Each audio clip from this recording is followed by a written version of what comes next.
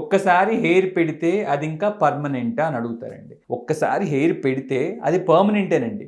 కాకపోతే మనం పెట్టిన హెయిర్ ఫాలికల్ లోపలికి బాడీలో ఇంటిగ్రేట్ అయిన తర్వాత అది ఒక 3 వీక్స్ తర్వాత ఊడిపోతుందండి. సో హెయిర్ పెరుగుతూ ఊడిపోయి రాలిపోతాయి. సో మనం పెట్టిన హెయిర్ మొత్తం రాలిపోద్ది.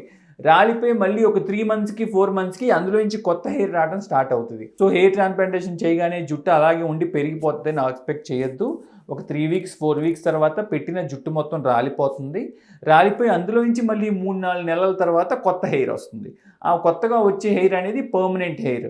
మీ బాడీలో ఎలా హెయిర్ అయితే ఉందో అంతకుముందు హెయిర్, ఈ హెయిర్ కూడా అలాగే పర్మనెంట్ హెయిర్. ఆల్రెడీ ఊడిపోయే హెయిర్ లాగా ట్రాన్స్ప్లాంటెడ్ హెయిర్ కూడా అని అడగొచ్చు. ట్రాన్స్ప్లాంటెడ్ హెయిర్ అంత ఈజీగా ఊడదండి. మనం రెగ్యులర్ సింపుల్ మెయింటెనెన్స్ నేను చెప్పినట్టు మల్టీవైటమిన్ ట్యాబ్లెట్, సీరమ్, షాంపూ జాగ్రత్తగా వాడుకుంటే మీరు ఎన్ని సంవత్సరాలు ఉంటారో లైఫ్, మీతో పాటు మీ హెయిర్ కూడా అన్ని సంవత్సరాలు ఉంటుంది.